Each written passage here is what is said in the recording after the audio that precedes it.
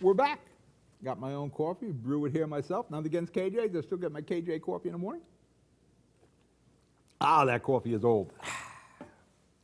Getting back to Mayor Phillips. Some more kudos for Mayor Phillips. I tell you, it must have been one big coconut that hit him in the head because I have a new Phillip. The Loews Theater and Mayor Phillip have had an interesting relation. Contentious, I could say. There was legal suits filed. They tried to kick the FOL out. They came close to seceding. Kind of like getting us involved again. We changed. I'm a trustee for the Friends of the Loews. I'm on the board there. We changed the legal representation of the FOL and went back at the city and the county. Roberta Tarkin is my personal attorney, and she specializes in landlord-tenant. And guess what the Loews situation really boiled down to? Landlord-tenant. And Roberta got involved, got judges to reverse decisions, and I had like 3 victories in a row. The city asked the county to take grant money away from the FOL. Roberta got involved again. Boom, grant money's back. The coconut, the beard, or the marriage has changed my Mayor Phillip, and for the better. Or not looking at Trenton and different people in his ear. He had convened a meeting with the Friends of the Loews. I was there, Patty Jordan, Colin Egan, Bill O'Day is also a trustee. And they're forming a new partnership. And the city and the FOL should always be a partner in that building because it's a city-owned building. Maybe the people around Steve didn't appreciate, and I know one knucklehead didn't appreciate the FOL and actually thought Patty Jordan and Colin Egan lived in the Loews. I remember sitting in that very conference room and looking at this guy saying, "Are you an effing idiot?"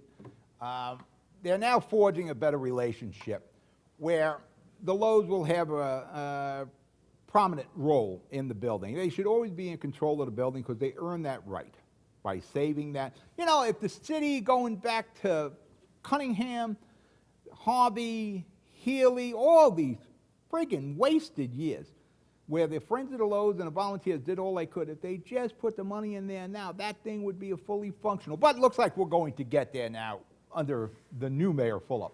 The FOL is going to put an RFP for promoters to be involved in the theater, and it's a great concept, a great partnership between the city and the FOL, and see if we can get promoters involved.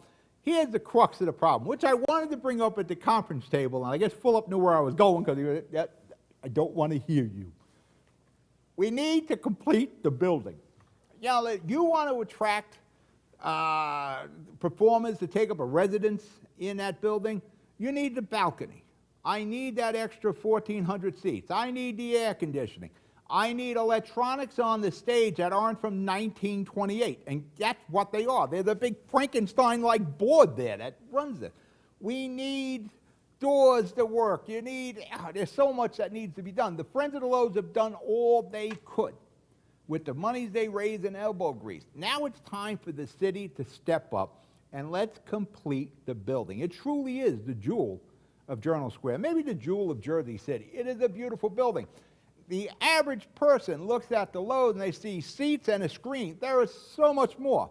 Probably the worst thing the FOL did was get the seats on the main floor done and put the 55-foot screen, because people are like, we're done.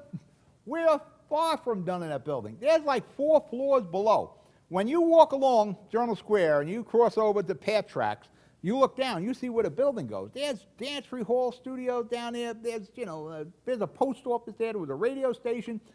Finish that building. There's so much we can do community-wise with what's down below, what we can do on the stage. And there's so many venues out there now competing for acts. So you're never going to make money with this.